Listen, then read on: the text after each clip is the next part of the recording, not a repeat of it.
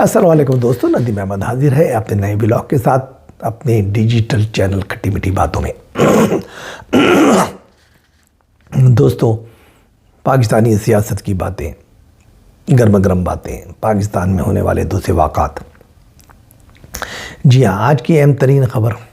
نواز شریف کے دل کے پھپولے۔ جی ہاں، نواز شریف نے پھوڑے دل کے پھپولے اور قائم مقام نون لیگ کے وہ صدر بنے،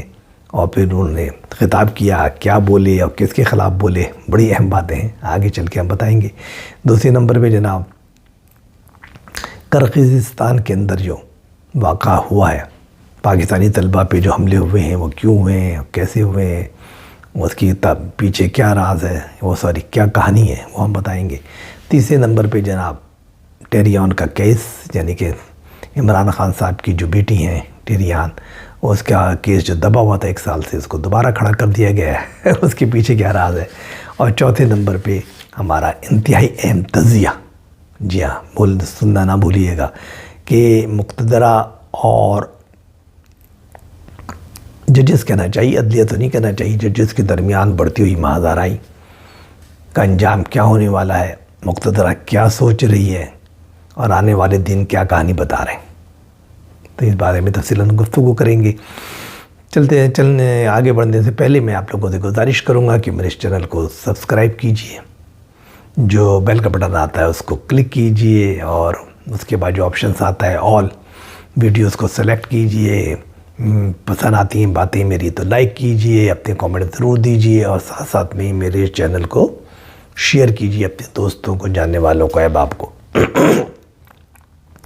اب تفصیل میں چلتے ہیں۔ سب سے پہلے جناب نواز شریف صاحب، جی ہاں نواز شریف صاحب، جن کو الوف کر دیا گیا تھا، بقول نواز شریف کے خود جو نجی محفلوں میں کہتے رہے کہ مجھے مقتدرہ نے جان بوجھ کے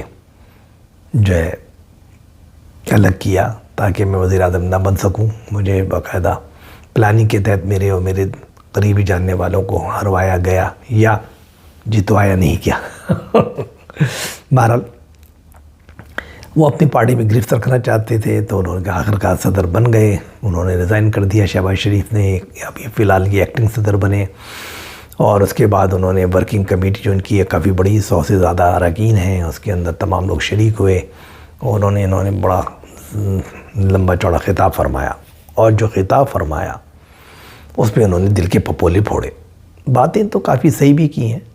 ظاہر کچھ غلط بھی ہیں، کچھ صحیح بھی ہیں، لیکن زیادہ تر باتیں صحیح ہیں۔ انہوں نے عدلیہ کو کافی تنقید کا نشانہ بنایا۔ انہوں نے کہا کہ بھئی ٹھیک ہے، مقتدرہ تو میرے خلاف تھی لیکن اس کو جو اپنا شولڈر فراہم کیا عدلیہ نے، اور عدلیہ نے جو ہے میرے ساتھ بہت برا کیا، اور اس نے کہا کہ اس کے اندر جو کھوسا صاحب اور ثاقب نثار صاحب اور یہ سب ملے ہوئے تھے، تو انہوں نے جو ہے نا باقاعدہ، جو کہ پاناما کیس کچھ بھی نہیں تھا، صرف اس بات پہ کہ میں نے جو ہے نا اپنے بیٹے کی جو کمپنی سے تنخواہ نہیں لی، اس جہاں سے مجھے اپنا ملازم شو کیا ہوا تھا، اس پہ جان بوجھ کے مجھے نکال باہر کیا۔ تو انہوں نے کہا کہ یہ کیسے ہو سکتا ہے کہ 3 جج مل کے 20 کروڑ یا 17 کروڑ عوام کے نمائندوں کو، جو کہ الیکٹڈ ہے، عوام کا نمائندہ ہے وزیر اعظم، اس کو نکال کے باہر پھینک دیں۔ تو اس نے کہا مقتدرہ میرے پیچھے لگی ہوئی تھی،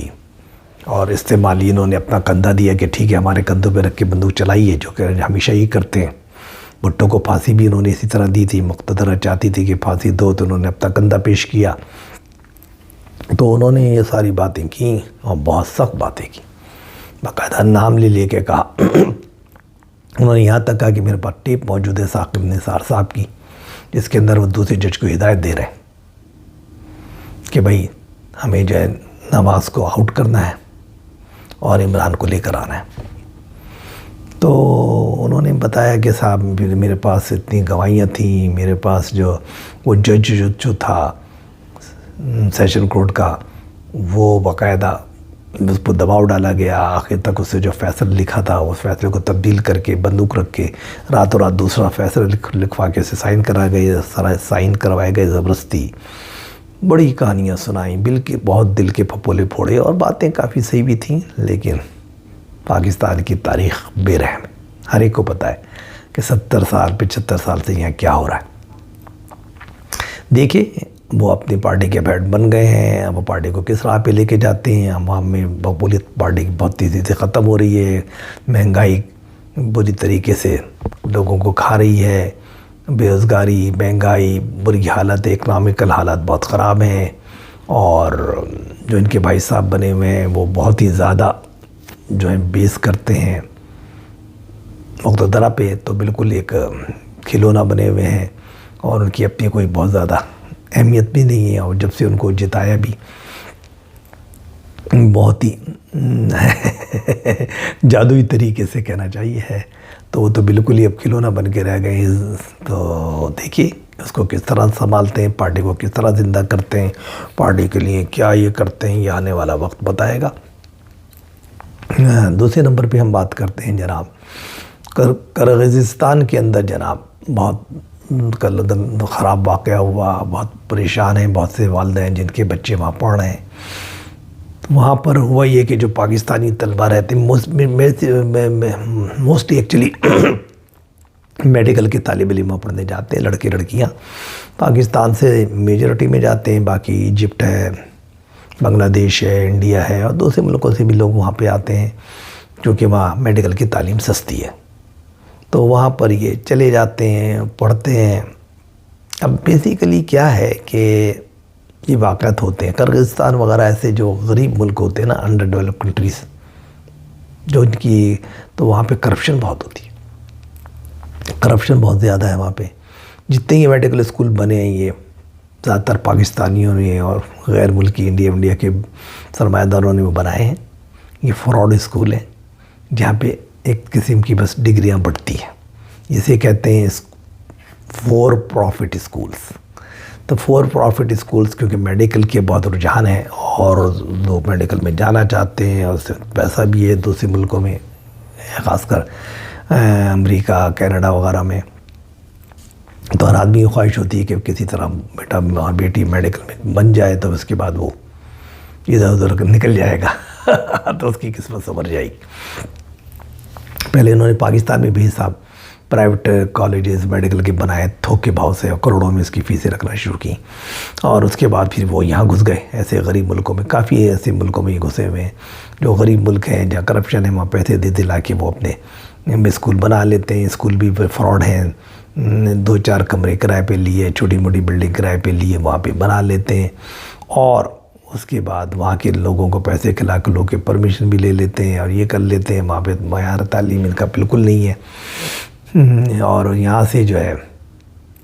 پھر ان کے اپنے ایجنٹ کو ہائر کر لیتے ہیں۔ وہ ایجنٹ یہاں سے بچوں کو خواب دکھا کے ہائر کر کے وہاں لے جاتے ہیں، تباہ کے پرائیویٹ اس کے بنا پہ فیسیں لی جاتی ہیں۔ بڑی لمبی کہانی ہے، تو یہ کہانی ہے۔ تو اس میں جو ہے نا انہیں پاکستانی کافی جاتے ہیں وہاں پہ ان کے ہاسٹل بنے ہوئے ہیں، چھوٹے موٹے بلڈنگیں بھی آس پاس کی کرائے پر لے کر رہتے ہیں طلبہ وہاں پہ۔ تو یہاں پہ یہ ہنگامے ہو گئے۔ یہ ہنگامے اصل میں ملکی اور غیر ملکی لوگوں کا چکر ہے کہ کچھ شاید ایجپشن لوگ جو تھے، اسٹوڈنٹ لڑکے یا لڑکیاں، ان میں سے ان کی جو وہاں کے مقامی اسٹوڈنٹ تھے یا لوگ تھے، ان سے ان کا جھگڑا ہوا۔ وہ جھگڑے میں انہوں نے ایجپشین ان کی پھیڑی شڈی لگا دی، اس کے بعد وہ اور لوگوں کو لے کر آ گئے، پھر کچھ چیزیں یوٹیوب پہ وائرل ہو گئی۔ تو یہ کہتے ہیں نا سوشل میڈیا ہے بڑا خطرناک، اس پہ جھوٹی سچی باتیں وائرل ہو گئی کہ جی مقامی کسی لوگ مطلب آدمی مر گیا ہے اور یہ ہو گیا ہے، اور وہاں کے لوگوں پہ یہ غیر ملکی حملہ کر رہے ہیں اور یہ کر رہے ہیں۔ تو وہ سارے ایک دم لوگ بڑھتے گئے، پہلے 100 کا مجموعہ، پھر 200 کا، 500 کا، پھر 1000 تک لوگ ہو گئے۔ انہوں نے ہاسٹلوں پہ حملے کر دیے جہاں یہ لوگ ٹھہرے ہوئے تھے، غیر ملکی لڑکی لڑکیاں، ٹھیک ٹھاک ان کی پھیٹی شڈی لگائی، مار کٹائی کی، کافی لوگ زخمی ہو گئے۔ پھر سوشل میڈیا پہ جھوٹی باتیں بھی پھیلنا شروع ہو گئیں کہ وہ 3 مر گئے، 2 مر گئے، جو کہ انتہائی جھوٹی باتیں تھیں۔ نتیجہ ہے کہ اشتعال پھیل گیا، لوگوں میں گھبراہٹ شروع ہو گئی۔ ماں باپ جن لوگوں نے بھیجا ہوا تھا، وہ ان کے ماں باپ کو اطلاع ملی، وہ رونے چلانے لگے، پکارنے لگے، ایک عجیب صورتحال ہوئی۔ گورنمنٹ کو انوالو ہونا پڑا، سفارت خانہ پاکستان کا ایکٹیو ہوا۔ انڈیا اور پاکستان کے سفارت خانوں نے جو طلبہ ان سے کہا ہے کہ اپنے گھروں میں رہیں، کالج میں نہ جائیں، یونیورسٹی میں کلاسز نہ لیں، فی الحال معاملے کو ٹھنڈا کیا جا رہا ہے۔ سیریس بات ہے، ماں باپ کو بھی سوچنا چاہیے کہ ایسی جگہوں پہ بچوں کو نہ بھیجیں۔ یہ 3rd ورلڈ کی دنیا ہے، غریب دنیا ہے، کرپشن کی کہانیاں ہیں، اور تعلیم کا معیار بالکل زیرو ہے۔ دیکھیے اللہ تعالیٰ کرے کہ بچے محفوظ رہیں اور اپنی تعلیم مکمل کر کے واپس آ جائیں۔ اس کے بعد چلتے ہیں جناب ٹیریان کیس۔ جی ہاں، عمران خان صاحب کے خلاف ایک جو کیس تھا نا، ان کی بیٹی کا، سیتا وائٹس کے بطن سے جو ان کی بیٹی پیدا ہوئی ہیں، لیکن اس وقت شادی نہیں ہوئی تھی ان کی سیتا وائٹ سے، اس کا نام ہے ٹیریان۔ تو ٹیریان جو ہے ماشاء اللہ تو جوان ہو گئی ہیں، اور انہی کے جو صاحب کا بیوی ہے جمائمہ کے ساتھ کے گھر میں رہتی ہیں۔ ان کے جو دونوں بیٹے ہیں جمائمہ سے کے بطن سے جو پیدا ہوئے ہیں، تو ان کے ساتھ وہ بھی وہیں پرورش پا رہی ہیں۔ تو تینوں بچے بیسیکلی عمران خان صاحب کے جمائمہ کے پاس ہی رہتے ہیں۔ تو یہ کیس جو ہے 1 سال پہلے بند کر دیا گیا تھا۔ پہلے تو یہ کیس جب کھڑا کیا گیا تو اس پہ بن گیا تھا، جس کے انڈر میں جو ہے وہاں کے اسلام آباد ہائی کورٹ کے جو سربراہ فاروق صاحب وہ ہیڈ تھے، اور 2 ان کے محمود جہانگیری اور ایک اور جو ہے ان کے انڈر میں ہوتے تھے۔ تو ان لوگوں نے جو ہے بینچ تشکیل دیا، لیکن اس میں پھر فیصلہ ہوا کہ یہ مینٹینیبل بھی ہے کیس یا نہیں ہے۔ تو انہوں نے تو فیصلہ لکھا ہی نہیں تھا جو ہیڈ تھے، لیکن ان دونوں نے فیصلہ لکھا اور چکر چلا کے رجسٹرار کو دبا کے وہ فیصلہ وہاں کی ویب سائٹ پہ بھی آ گیا، اسلام آباد ہائی کورٹ کی۔ جب ان کو فاروق صاحب کو پتہ لگا یہ کیا فیصلہ تو مجھے لکھنا تھا، میں سرور میں نے تو ابھی لکھا ہی نہیں ہے، سائن بھی نہیں کیا، یہ کیا ہوا، انہوں نے پھر اس کو وہاں سے نکلوا دیا۔ تو پھر اس پہ جھگڑے میں پڑ گیا، اور پھر اس کے بعد یہ پینڈنگ میں پڑ گیا۔ اب اس کی نئی ایک جو ہے وہ بینچ تشکیل دیا گیا ہے، اور اسلام آباد کے ہائی کورٹ کے جو فاروق صاحب ہیں انہوں نے اپنے آپ کو اس سے الگ کر لیا ہے، اور اس کی جگہ جو ہے محمود جہانگیری صاحب کو، جو پہلے بھی اس کے ممبر تھے، اس کا ہیڈ بنا دیا گیا ہے۔ باقی 2 ممبر اور بنا دیے گئے ہیں، ان کی سربراہی میں یہ جو ہے ٹیریان کا کیس کی ہیئرنگ کا آغاز ہوگا۔ لیکن اس میں 2 ممبر وہی ہیں سابقہ جن لوگوں نے لکھا تھا کہ مینٹینیبل نہیں ہے، خود محمود جہانگیری بھی اور دوسرے بھی۔ تو میرا خیال یہ ہے کہ یہ یہیں ختم ہو جائے گا، دم توڑ دے گا، اور اس کو قرار دے دیا جائے گا کہ صاحب یہ کیس مینٹینیبل نہیں ہے، اور اس کے اوپر ڈسکشن یا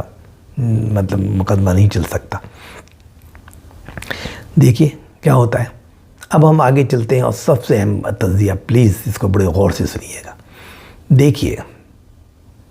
اس وقت جیسے میں نے آپ کو بتایا تھا کہ ماہزارائی بہت زیادہ بڑھتی جا رہی ہے۔ پچھلے اگر میرے 8-10 ولاگ آپ دیکھیے تو میں نے آپ کو بتا دیا تھا، تواتر سے میں بتا رہا ہوں کہ ماہزارائی بہت تیزی سے بڑھتی جا رہی ہے ججز کے اور مقتدرہ کے حلقوں کے درمیان۔ وجوہات بہت ساری ہیں۔ اب فائز عیسیٰ صاحب نے کچھ پیچ اپ کی شروع کیا تھا، لیکن اصل میں ان پہ حملے، ذاتی حملے یا سوشل میڈیا کی جو وار اتنے زیادہ کیے گئے کہ وہ بھی تھوڑے سے ایک طریقے سے بہت ہی نیوٹرل ہو گئے، اور نیوٹرل ہو کے ایک اپنا رول پلے کر رہے ہیں۔ تو پہلے کے اوپر الزامات بہت تھے، حالانکہ وہ پھر بھی نیوٹرل ہی تھے، کیونکہ ایک بڑا اچھا طریقہ کار رہا ہے ہمیشہ سے ان کا کہ وہ بہت ہی پازیٹیو تھنکنگ کے ساتھ آگے بڑھتے ہیں۔ لیکن ظاہر ہے کہ جو فیصلہ انہوں نے کیا تھا کہ انتخابی نشان پی ٹی آئی کا جو بلے کا تھا، تو اس پہ انہوں نے الیکشن کمیشن آف پاکستان کی جو ٹیکنیکی مطلب یہ کہ پوائنٹ تھے ان کی بنیاد پہ فیصلہ دیا تھا کہ جو انہوں نے کہا تھا کہ ہم الاٹ نہیں کر سکتے، اور ٹیکنیکی بنیاد پہ ان کی درخواست پی ٹی آئی کی رد کر دی تھی، تو اسی کو مینٹین رکھا تھا انہوں نے۔ تو اس پہ ان پہ بڑی تنقید کا، کیونکہ چکر یہ ہوتا ہے جب پولیٹیکل پولرائزیشن بڑھ جاتی ہے نا، تو اس میں یہ ہوتا ہے کہ ایک دوسرے کے اوپر اٹیک بہت بڑے آتے ہیں، اعتماد ختم ہو جاتا ہے۔ نتیجہ یہ ہوتا ہے کہ کوئی بھی فیصلہ، سیاسی فیصلہ جب ججز کے درمیان آتا ہے تو ججز جو ہے نا وہ وکٹم کا نشان بن جاتے ہیں۔ تو وہی ہوا، ان پہ بڑی تنقید کی گئی، یہ کی گئی، لیکن بہرحال سمجھدار آدمی ہیں، بڑے کول مائنڈڈ آدمی ہیں، وہ طریقے سے اس کو چلاتے رہے۔ پھر گروپنگ شروع ہو گئی، اور پھر میں نے بتایا تھا کہ اشارے ملنا شروع ہوئے، اور پیچھے سے اشارے آئے، تو وہ جو ججز کے اندر گروپ نے لڑائیاں دینا شروع کی، اور سب سے پہلے جو بغاوت ہوئی وہ اسلام آباد ہائی کورٹ سے ہوئی۔ 6 ججز نے خط، حالانکہ خط وہ 1 سال پرانے واقعات تھے، بندیال صاحب کے دور میں ہوئے تھے، جب یہ کچھ نہیں رہے، کچھ نہیں بولے، لب خاموش اسی کے بیٹھے رہے، اور اس کے بعد ایک دم انہوں نے وہ لب کھول دی اور خط لکھ دیا، خط کو جو ہے نا پبلش بھی کرا دیا، پبلک کر دیا. تو یہ بات ہوئی. جب خط پبلک ہو گیا تو پھر بات بڑھتی چلی گئی، اور اس کے بعد پھر وہ بنا جوڈیشل کمیشن، اس کے اوپر بھی اٹیک وہ اتنا زیادہ کیا گیا کہ وہ جیلانی صاحب بھی بھاگ گئے جو چیئرمین تھے اس کے. پھر از خود نوٹس ہوا، اس کے اندر بھی باتیں چلی رہی ہیں. ابھی اس کی ہیئرنگ ایک آدھ ہوئی ہے، اس کے اندر بھی اطہر من اللہ بولے، ڈٹ کے بولے. جیسے بابر ستار کو کچھ چیزوں پہ غصہ آ گیا، انہوں نے کچھ زیادہ ہی اٹیک شروع کر دیے. جب کر دیے تو ان کی بھی پرسنل اٹیک شروع ہو گئے، سوشل میڈیا میں ان کے خلاف مہم شروع ہو گئی. اور اس کے بعد پھر لاہور ہائی کورٹ کے چیف جسٹس بھی بولنے لگے، اور اس کے بعد پشاور ہائی کورٹ کے اندر بھی کچھ مقتدر کی طرف انگلیاں اٹھنے لگیں. دیکھیے بات دراصل کیا ہے کہ یہ سب باتیں اگر آپ دیکھیں نا تو یہ پاکستان میں ہمیشہ سے ہی ہوتا رہا ہے. دیکھیں پہلے یہ چیزیں اتنا سوشل میڈیا اسٹرانگ نہیں تھا، اتنا ہی نہیں تھا، باتیں تھوڑی سی دب جاتی تھیں اور اندر ہی اندر معاملات کو دبا دیا جاتا تھا. لیکن اب یہ باتیں کھل کے آنے لگی ہیں، پبلک پہ آنے لگی ہیں، پبلک میں ڈسکشن ہونے لگی ہے. اب تو فوج کے خلاف ڈسکشن ہوتی ہے، آرمی چیف آف اسٹاف کا کھلے عام نام لے کر ان پہ تنقید کی جاتی ہے، اور عدلیہ پہ کھلے عام گولہ باری کی جاتی ہے. ان کے فیصلوں کو تو چھوڑیں، ڈائریکٹ ذاتی اٹیک کیے جاتے ہیں. تو معاملات جو ہے نا بالکل ڈیفرنٹ ہو گئے. اب وہ ڈیکورم ختم ہو گیا ہے، وہ تہذیب کا دامن ہے وہ ختم ہو گیا ہے، اب مہذب انداز ختم ہو گیا. تو نتیجہ یہ ہے کہ اب یہ مازاداری بڑھنا شروع ہوئی ہے. اس کے بعد جب زیادہ ہی بڑھ گئی تو پھر وہ شروع کر دیا، انہوں نے بھی مقتدران نے اپنے لوگوں کو کھڑا کر دیا. اور فیصل واڑہ صاحب نے بہت سخت پریس کانفرنس کی، اس کے بعد جو ہے مصطفیٰ کمال صاحب نے کی، اور اس کے بعد جناب جو ہے طلال چودھری نے کی، اور اس کے بعد جناب گورنر سنٹی سوری نے کی، اور بھی بہت لوگ ہیں، 4-5 لوگ ہیں، ان لوگوں نے کی. محسن نقوی بھی ڈٹ کے بولے. تو مقصد یہ ہے کہ وہ پھر ججز کے خلاف ڈائریکٹ پوائنٹنگ شروع کر دی. اب بس پرابلم اس میں ہے نا یہ ہے کہ اب آپ نے ان کو بلا لیا،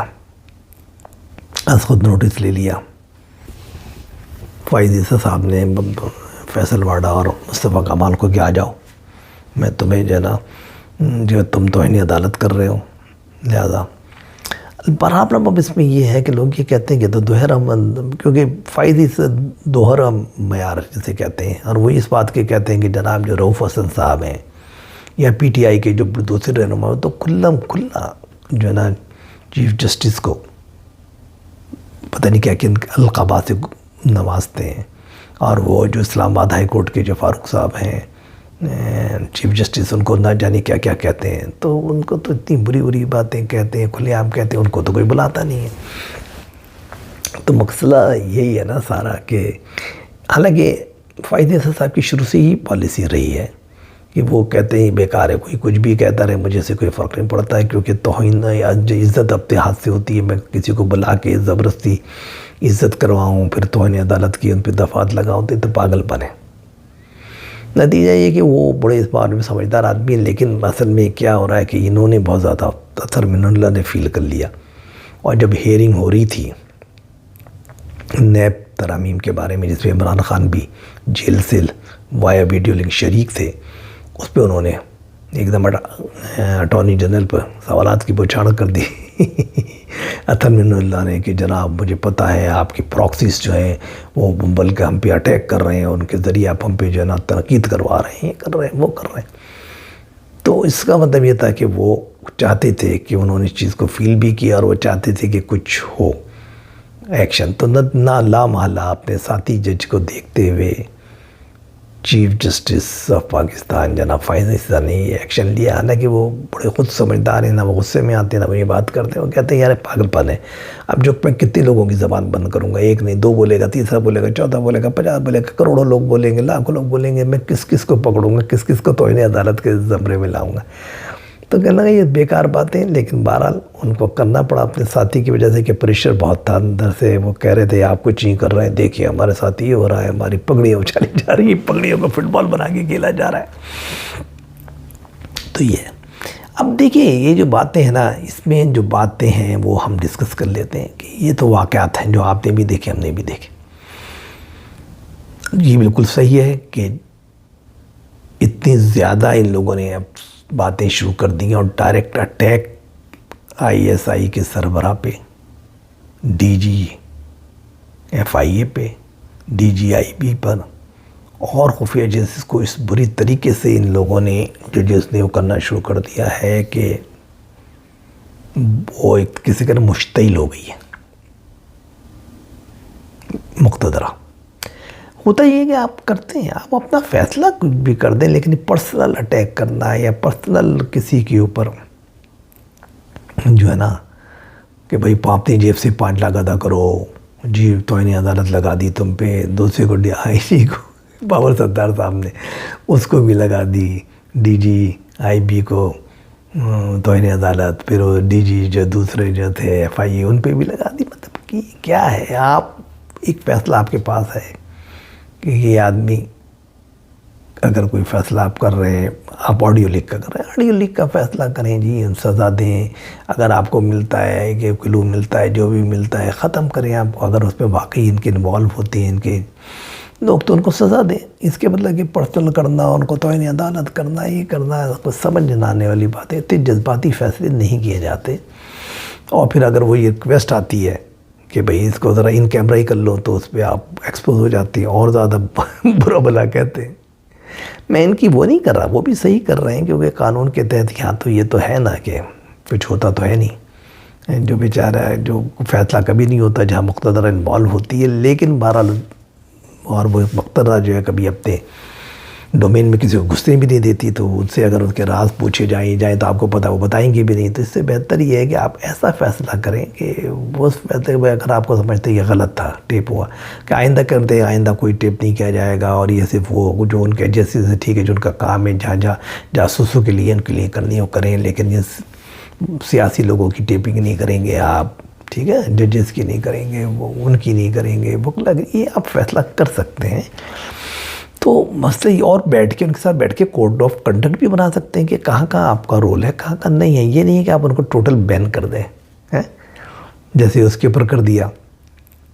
جے محمود جہانگیری نے کہ صاحب وہ آ ہی نہیں سکتے۔ اب ظاہر ہے ان کو ہیئرنگ میں آنا پڑتا ہے، ان کے لوگوں کو نوٹ اپنی ایجنسیز کو بھیجنے پڑتے ہیں کہ کون سا سیاسی مقدمے میں کیا باتیں چلی ہیں اور کیا ہوا، آپ ان کو بین کر رہے ہیں۔ اس صاحب سینئر جج تھے تو نہ وہ چھٹی پہ گئے گلزار صاحب، اور نہ گئے 2.5 سال تک تو یہ بیٹھے رہے، کیا نام ہے، بندیال صاحب، لیکن کبھی نہیں گئے۔ وہ ڈرتے ہی تھے کہ اگر یہ بن گئے، کیونکہ اختیارات وہ برابر ہی ہوتے ہیں، جو بن جاتا ہے چاہے وہ قائم مقام ہو تو وہ سارے فیصلے کر سکتا ہے۔ تب منیب صاحب کے ہاتھ میں سارے فیصلے کر کے دکھا دیں، عمران خان کے آدمی، عمران خان کو جتنے مقدموں کو کر دیں یہ کر دیں، اب تو 1 ہفتے کا ٹائم ان کو مل گیا ہے۔ تو یہ بڑا میں ان کو سلام کرتا ہوں، بہت صحیح آدمی نے کہا ٹھیک ہے یار، مجھے کیا، جو چاہے کرنا چاہے کرے، تو انہوں نے آپ کو بالکل نیوٹرل کر لیا ہے۔ بہرحال ان پہ بڑی ذمہ داری ہے، بہت بھاری ذمہ داری ہے، وہ ایک بہت سمجھدار آدمی ہے، اور وہ مقتدرہ کے ساتھ چاہیے ان کو کہ مل کے بیٹھ کے مسئلے کا حل کروائے۔ اور ثناء اللہ صاحب نے جو کہا ہے، رانا ثناء اللہ نے، وہی ہونے جا رہا ہے۔ انہوں نے کہا جی یہ آؤٹ آف کورٹ ہوگا فیصلہ، آپس میں دونوں فریق بیٹھیں گے اور لکیریں کھینچی جائیں گی کہ کہاں تک جو ہے بات ان کی مانی جائے گی، مقتدرہ حلقوں کی کہاں نہیں مانی جائے گی، کہاں تک ان کے رائٹس ہیں خفیہ ایجنسیز کے اور کہاں سے ان کے رائٹس ختم ہو جاتے ہیں۔ ان چیزوں کو ڈیفائن کرنا پڑے گا، ان کی ریڈ لائن کھینچنی پڑیں گی، اور یہی اس کا ایک طریقہ ہے۔ اس طرح لڑنا، ذاتی وہ کرنا خطرناک ہے۔ اس میں مقتدرہ کے پاس بہت پاور ہے، اگر وہ آ جاتے ہیں تو پھر وہ یہاں پہ ان کو خطرناک فیصلے بھی کرنے پڑ سکتے ہیں، منی ماشاء اللہ سے لے کر، اور بہت سارے فیصلے کر سکتے ہیں، پی سی او بھی کر سکتے ہیں، اور پی سی او پہ لوگوں سے حلف بھی لے سکتے ہیں، اور سب ان ججز کو فارغ بھی کر سکتے ہیں، اور یہ تاریخ نے ہمیں بتایا ہے کہ ہمیشہ ایسا ہی ہوتا رہا ہے۔ اس لیے بہتر اسی میں ہے کہ بالکل صحیح کہا رانا ثناء اللہ صاحب نے کہ سب لوگ بیٹھیں، اور ایک اپنا جو بھی انہوں نے تجاویز لی ہیں تمام بار کونسلوں سے اور تمام ہائی کورٹ سے اور ان سے، وہ جمع کریں، اور اس کے بعد مقتدرہ کے لوگ بیٹھیں، یہاں سے تمام